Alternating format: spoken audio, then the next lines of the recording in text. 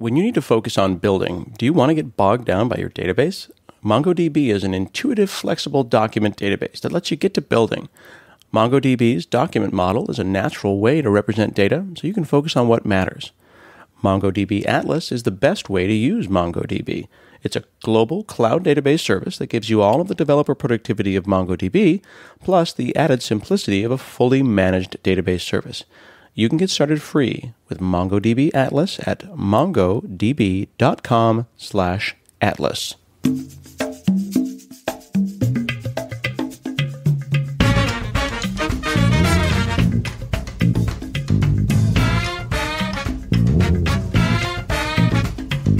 Hi, this is Scott Hanselman. This is another episode of Hansel Minutes.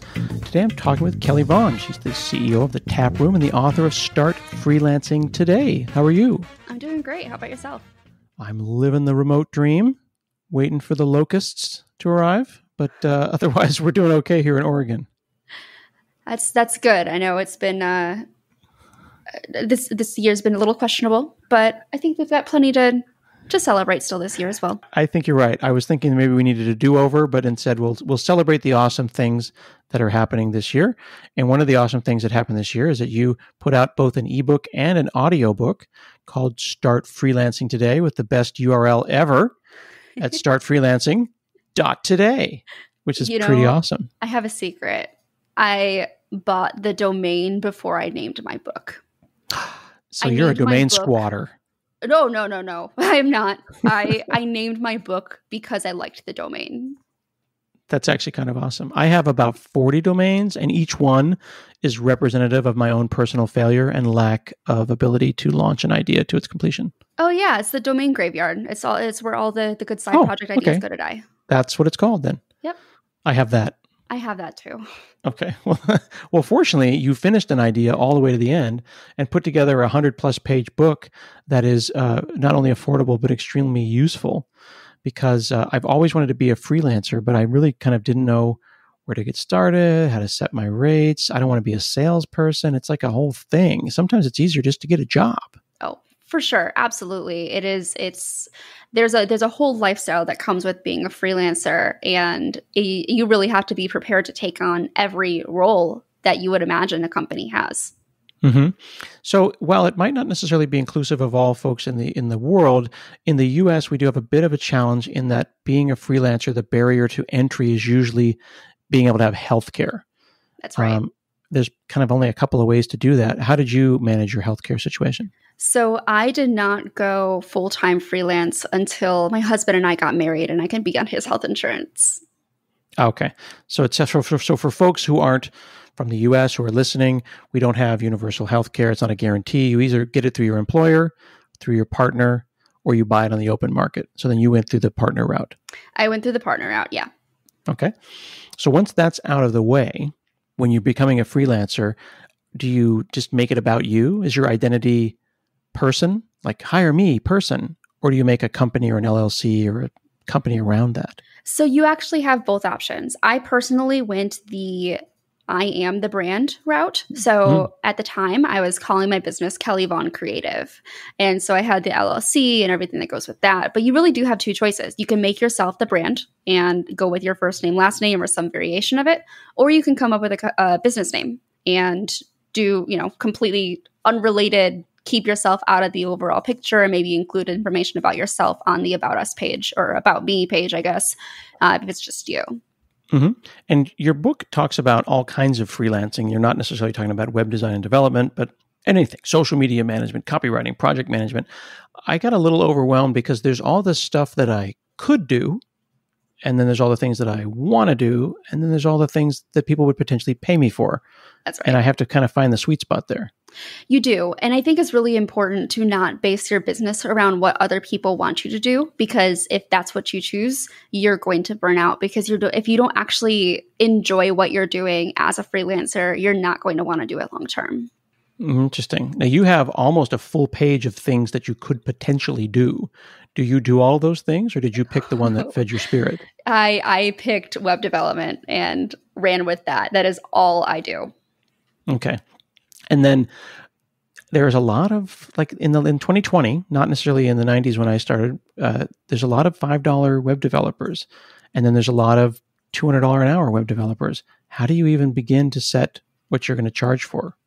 So your rates are based on your experience, what your niche is, and also your region. So there's definitely a big difference between what a client would expect to pay if they are based in New York City and you are based in New York City versus being based maybe in Poland or the Philippines. There's a cultural difference in what the expectations are for costs for projects. So it's really important to note that if you are based, say, in the Philippines, but you want to work with US-based customers, increase your rates. Because there's this idea that, and it's absolutely true, in the sense that you get what you pay for, you're going to attract the clients you want based on what you're charging. Is it possible or reasonable, given that you're pointing out there's cultural issues, there's currency issues, there's what people, but if they know where you are, they will treat you differently. Do they need to know where you are at all? I mean, it really depends on your correspondence. If you're based in Eastern Europe and you're working with US-based customers, I guess theoretically you could pretend to be in the US and work very odd hours, but I feel like that's disingenuous. So I would rather be upfront and transparent about where you're based. And honestly, if there is a client who is trying to undercut you based on where you live, they're not a good fit for you. Mm-hmm. I am hearing, though, what you're describing is we should be intentional. We should be deliberate. You should analyze the market for your region. Think about the market for your skills, the market for your region, and pick a rate. And then I assume you have to change it if it doesn't work. Absolutely. And I'm changing my rates all the time. And that's one really important part of growing as you're taking on more projects. Test the waters and increase your rates. See if you can attract new clients. I mean, I used to be absolutely thrilled to sign on a client for a full custom website build for less than $5,000. And now I won't even blink if they're ready to pay at least $25,000. Wow. It's just as you scale, it's your pricing needs to adjust with you as you continue to grow. And as you do that, you're going to attract different clients who are willing to pay different rates. Well, you'll attract different clients, but there's also the kind of ongoing support cost. Like if I was going to hire you to do a website, what am I hiring you for? Are you delivering me a site and then you leave and then the site gets hacked? Are you doing ongoing support? Are you also a software as a service where you're going to, care and feeding and weeding of my garden? Yeah, so that's really up to you on how you want to structure your services. So we offer what we call a flex fund, which is similar to a monthly support retainer, only the client will pay for a certain number of hours up front, let's say 20. And now we'll get into this a little bit later, but since we've shifted it to an agency, we offer more services than just custom web development. So they can use those hours for design, development, or consulting, and they just top up when they need them. So if something goes wrong or they want to add a feature, the hours are there for them to use them. Okay. So for the people who are listening, who are thinking about becoming individual freelancers, they're going to want to think about how many projects can you take at a time and will there be ongoing support costs? Because if the site goes down and you're working on something else, there is a retainer, an expectation of you keeping that site up. And that may become untenable in terms of the number of hours in a week at some point. For sure, especially if and this is based on how you're going to be billing as well. If you're billing hourly, again, as you just said, there are only so many hours in a week, especially if you're freelancing part-time and you still have a full-time job. Mm-hmm. When you're doing hosting and things for these, like you deliver the product, do your clients usually come to you with a place for the thing that you build to live, or do you consult on where it should live as well and make recommendations to them? I consult on where it should live as well, and then I don't own that. That I've done that before, and in long time ago, I used to host the websites for my clients, and that was the most painful thing, having to chase after those annual payments for their hosting. Okay, so that gets into a thing about I think when people start, there's kind of two ways. They think, oh, I'm going to do hourly, and they go, no, I'm just going to charge flat fee. I'll just make a big giant number, say $2,000, and I'll bang it out in a day, and I made a huge amount of money. But I'm not a huge fan of the project rate because I'm a bad estimator. Like Hansel minutes isn't just a show. Like it's just proof that I can't estimate. People know, like, is that 30 minutes or 30 Hansel minutes? It's going to end up being an hour and a half. Do you trust yourself to do a flat rate? bid? We do some projects as flat rate at this point, and we do some that are more, we estimate the certain tasks that we're going to be working on, and then we charge hourly according to that. It's important that clients prefer you to bill hour or to bill project because they know exactly how much they're going to be paying. So if you're charging hourly and you say something's going to take you approximately 20 hours and then it ends up taking 40, they don't want to hear that they have to pay twice as much as they thought they were going to have to pay. Right. That's part of the game and setting those expectations up front. So we're more conservative in our estimates. So we would rather say, oh, it actually only took us 8 hours instead of 16 hours. So it sounds like you're a fan of value-based pricing, and you try to get the customer to understand that this is the value that we're going to offer, and try to get them away from thinking about onesie, twosie, hour here, hour there. For sure. And it's really important, especially when you're determining who your target customer base is, who you want to actually work with. Because a mom and pop shop who has 0 employees, they're maybe doing $200,000 a year, wanting a website, versus a large multi-million-dollar business wanting a website. The multi-million-dollar business is going to be getting a lot more for their money because they have a larger audience. They're making more money, so you should charge them accordingly. How do you balance out the chasing the big company that can pay you a lot of money and take you to the next level versus the joy that you get in making a website for a sandwich shop in your local town?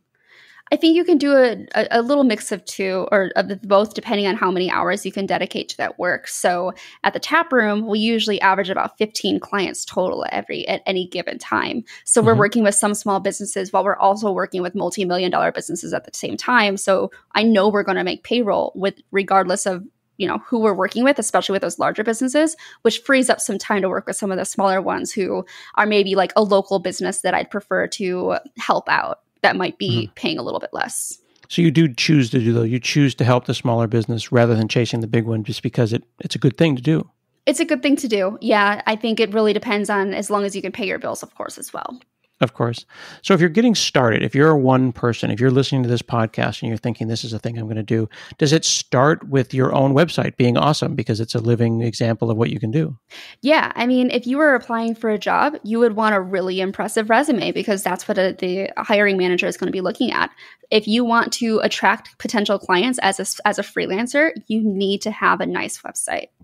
So then you start getting into personality and design and a brand identity, and that can be really overwhelming. Like there's the credibility aspect of like, if I'm a techie, I'm going to go to your website and do a view source, figure out if I like your source. But then there's also figuring out your identity, and that may not be in your expert. You may end up having to hire a freelancer to help you start freelancing. Oh, for sure. Yeah, I did the same thing because I'm not a designer. And you do not want me designing your website. So I had somebody create a logo for me when I was first getting started. Okay. So that's a reasonable and okay thing to do. Absolutely. Yeah. I mean, that's the thing. You don't have to do everything yourself. And I think especially as developers, we tend to think that our website needs to be custom built because it is an example of our work. And if you don't have other work examples, it is a really great opportunity to show off your skill set. But if you have work examples to display in your portfolio, it doesn't necessarily have to be a custom site. You can use a website builder. And, the honest truth is that most clients are not going to know the difference. They just want to know that you can do the work and that you're going to deliver on it and that you can be trusted. That's a really good point.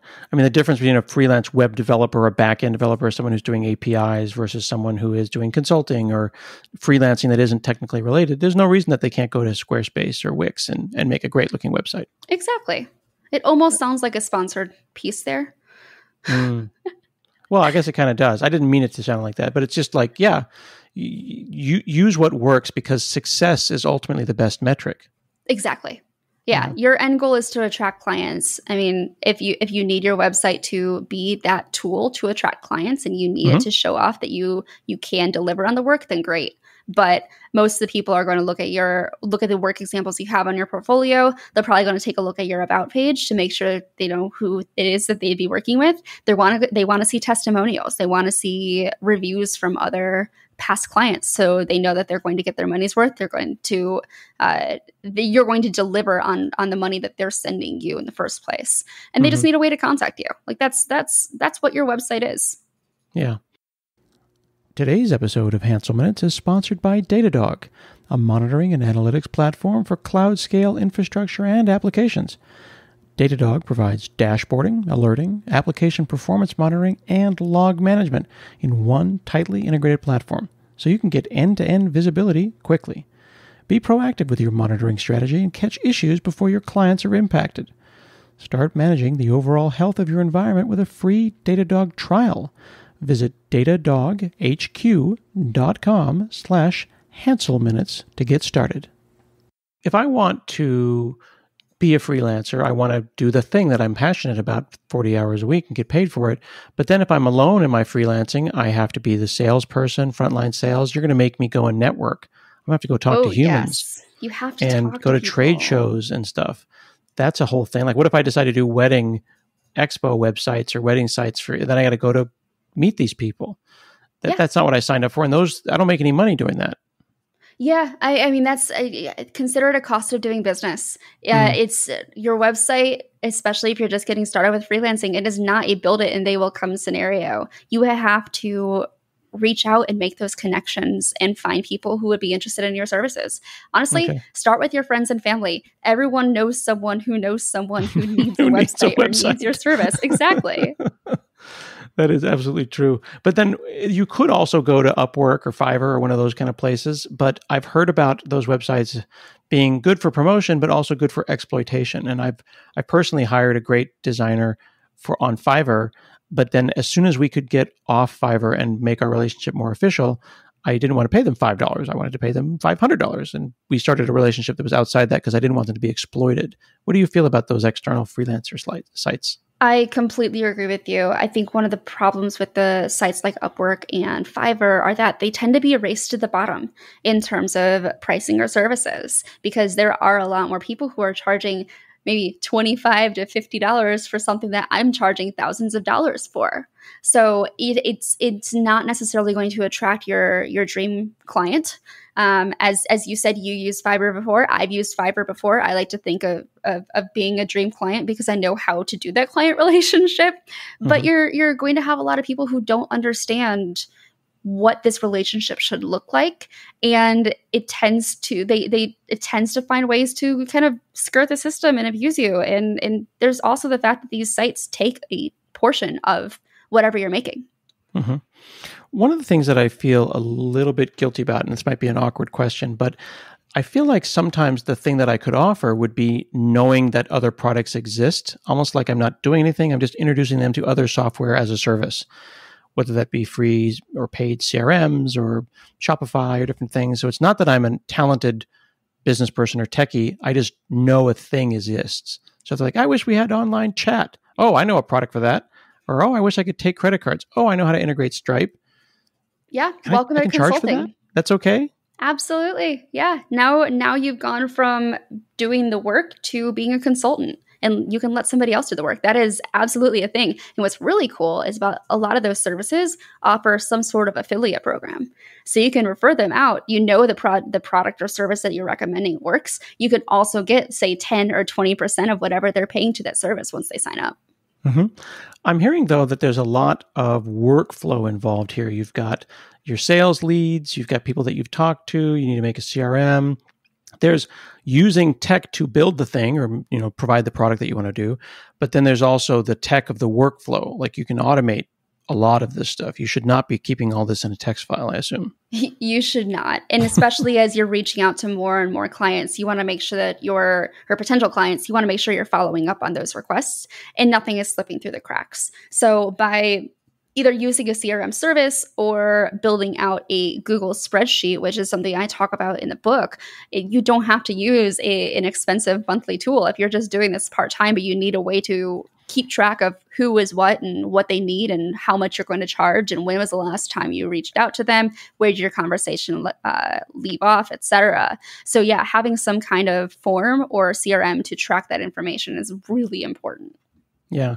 I really like the quote, "Don't let perfect be the enemy of the good," meaning that if you're trying to get your perfect CRM system or your perfect workflow to make sure that everyone comes in and has a perfect experience, that you can kind of have analysis paralysis.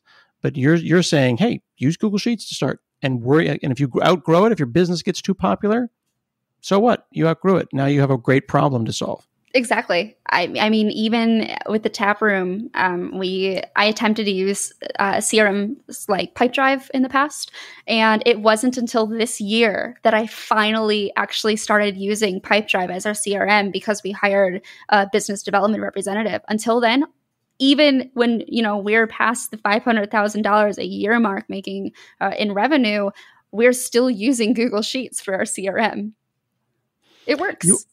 Now, CRMs, customer relationship management, that gets into like touch points and talking to people and emailing them and spam. You actually call out in the middle of the book this magic email that Blair Enns has come up with for you and you use with much success. Can you tell me about the magic email and why it's important? Yes. So the magic email, let me back up a little bit. It tends to you'll experience during the lead generation process. You'll be talking to leads, and things will be going great, and all of a sudden you just don't hear from them anymore.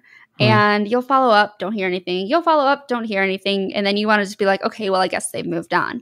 The magic email is basically the last step, which is saying, I'm paraphrasing this, basically saying, I haven't heard from you, so I've decided, or I assume you've decided to go in a different direction. If there's anything we can do in the future, please don't hesitate to reach out.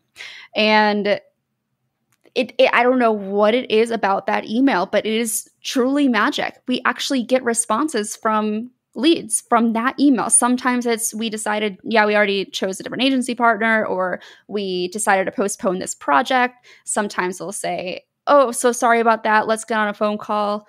And sometimes they don't respond, of course. But the point is you're finally getting that response. You're getting some either next step or you're getting closure from a lead that you thought had just kind of gone quiet. It sounds like it's because it sounds very human. It's a very normal email. It doesn't seem like it was, like it doesn't have an unsubscribe link at the bottom. It's like a human emailed another human saying, hey, we're here. Just let you know, like, I hope things are going well. Stuff happens. Yeah, exactly. I'm terrible at keeping up with my email. I miss so many things. I'm the perfect example of why the magic email would work, because I would be like, oh yeah, I was supposed to respond to that. Okay. So you sign your first client. This is your very first time that you've got a client. What if you haven't yet decided if you're doing an LLC or a corporation and all of that paperwork is overwhelmed? You started working, you kind of put the cart before the horse. You've got a client, you're taking money, they PayPal you. What do you do if you've already started doing work and you haven't got a structure around you? You can always go ahead and start setting up that structure. First off, please consult a CPA or a certified public accountant to help you navigate that structure, and also getting your business bank account set up. And they can help you make that transition from starting to accept payments just under your own name. In the US, we would call that a sole proprietorship. Or if you want to go the LLC route and form a unique business entity, that's totally fine to start off just as a sole proprietor. I mean, the real catch there is it really depends on how you structure your business for taxes, and you'll have to pay self-employment tax. Of course, again, this is specific to the US, and every country has a very different structure for how they tax freelancers. How often do you find that it's not about the tech, it's just about all the human stuff, like getting clients to pay or getting other freelancers that you're working with to be nice people? How much is squishy and how much is writing code? I would say I spend more time being squishy than writing code. I love that phrase. That's a good one. You like that? I'm gonna hold on to that one. You can use that, please. Was that what you thought it would be like when you said, yes, I'm going to be a freelancer? It's glamorous. Oh, no. I was like, I'm just going to do all this work and I'm going to get paid for it. Except somehow you have to find those clients, and then you have to sign them on, and then you have to manage the project, and then you have to make sure you're meeting your deadlines and communicating with them about the changes that you're making to their website or whatever your service is. And then you have to close out on the project, and then you have to follow up with them to get a testimonial, and then you have to do it all over again. But this is what you wanted to do. Is this what you signed up for? Is this where you start bringing in new friends to be, your virtual assistant or to help out? Like, when do you outgrow yourself? You outgrow yourself when you find there are too many hours in the day and you can't get everything done. You don't want to be in a position where your clients are suffering because you've taken too much work on. There's also the part where there are going to be parts of the process that you like and parts of the process that you don't like. In my case, I do not like doing project management. I feel like it's not a waste of time. It is the most important thing that you could be doing while you're, especially when you're working with multiple clients, but it's something I did not enjoy doing. So my first hire was a project manager. Really? Yeah. So that's the first step. You think that that's the first thing you'll outgrow? Like you get your CPA, who's not really a person that works for you full time. That's more of a vendor that you talk to occasionally. But it's like, hey, please come and herd these cats for me. Yeah. Yeah. For me, it was a project manager. For others, it might be a virtual assistant. Let's, check my emails for me and send out replies if need be for potential clients, make sure they have what they need, send any kind of updates or update my website, whatever it might be that you're using a virtual assistant for, just starting to offload some of those tasks. I like to, and I know I'm not the first person to come up with this, what are the $1,000 an hour tasks? Those are the tasks that you should be doing as the business owner. And if you can do that for less, or if somebody else can do that for less, let them do it for less, assuming you are bringing in the kind of money that you can pay them. Well, first, that's a huge amount of money, and I can't even think about what one could do to make that kind of money. But I think it's more kind of metaphorical. Yes. Because it's like sort the things you can do by value and then draw a line. And then anything below that line, hire somebody. Exactly. I think a really good example is I work in e-commerce, and I've been in e-commerce for 6 years now. And I bring 6 years of experience working specifically with online stores to the table. So where I'm really beneficial is consulting and telling clients what they should be doing to be able to scale their business. What I am doing still, but I'm doing a whole lot less of, is actual development work, because I can hire a developer to actually do the implementation for a lot less than what I'm charging for the actual consulting side of things. But wouldn't that mean that then you get the opportunity, if you're doing well, if you're being successful, you're building a team of either subcontractors or you've built a company like you have, going from a freelance person to a freelance company to an agency, then you can optimize for what feeds your spirit and what gives you joy. So then you're saying you can hire people to do the coding, but I hope that you're doing the fun part. Yeah, I'm basically, at this point, I'm picking and choosing which projects I want to work on, but I don't want to be doing the same code across I don't need to do basic store setups at this point. What really drives me are going to be like the more complex headless commerce Vue.js storefronts versus small CSS changes on one website that somebody else can do. I see. So the cookie cutter stuff is not your thing, but if there's an interesting problem that pops up, then you're like, I am now chief architect, and you change your title and you run over and you do that. Exactly. Yeah. And I think it's really important to stress that you don't have to hire other people. If you want to do this all on your own, that's totally fine. I mean, but then you have to say no. You do have to say no. And honestly, learning to say no is one of the best things that you can do. Interesting. Being able to say no, I feel like, is the only true way to scale anything. For sure. There's no possible way you can do absolutely every single request that comes across your across your plate. You can't do it. And something's always going to give, whether it's other work that falls behind, or you're not getting enough sleep or rest or time off. Something always gives. So learning when to say no and respecting your own decision to be able to say no is really important as you're continuing to grow your business. So if you're doing something that is becoming somewhat repetitive or is such that you can either not work on it yourself or move on, then you would want to productize it. And then you might find your little freelance is now a software as a service or a component vendor. That's right. And the beauty of productizing your services, or at least some of your services, is that you know exactly what to expect when it comes to delivery. There are no unknowns. And when you're working in service, where you're an agency or a freelancer, unknowns are the name of the game. Like, that is always what you're dealing with. So you say you're paying this much money and you're receiving these specific things. You know what you're going to get. And so you can focus more of the brain power on other things that actually require the thinking, as opposed to these productized services that you've created. How many have you found that to be a thing that is happening at your company? That you're like, we've done this 3 times, or we've done this twice. Twice is too many. This is a product now. Exactly. Yeah. So I think a good example would be a client may request that we conduct a user experience audit of their website. And I could go through and create or, just say, all right, I don't know how many hours it's going to take, but I'll just start working on it and see how it goes. And it's gotten to the point where I've done so many of them that I can do a full user experience audit in less than 3 hours. But if my rate is $150 an hour, I want to charge more than $150 or more than $450 for this. I'm charging $3,000 or $5,000 for it. So by productizing the service, I can say, here's what you're going to get. This is the user experience audit. This is what I'm going to go through. It's going to cost you $5,000. Do you want it? And so then you're making them say no. Yes, exactly. Again, no keeps coming to the top as our most powerful tool. It's the most powerful tool. Exactly. Okay. So then let me ask you this as we get towards the end here. What is the difference between a freelancer, because your book is Start Freelancing Today, and an entrepreneur, which is kind of the more generic hustle culture name that people are using these days? A freelancer is going to be somebody who is actively working for all of the money that they're bringing in. If you're sleeping, you're not making money. If you are going on vacation, you're not making money. An entrepreneur, as opposed to a freelancer, is meaning that you can step away from your computer or from whatever it is that you do as a skill, and you're still making money. Nice. Well, folks can learn about how to make money and start freelancing, because maybe you, dear listener, need to start freelancing today. You can check it out at startfreelancing.today. Thank you so much, Kelly Vaughn, for chatting with me. Thanks so much for having me. This has been another episode of Hansel Minutes, and we'll see you again next week.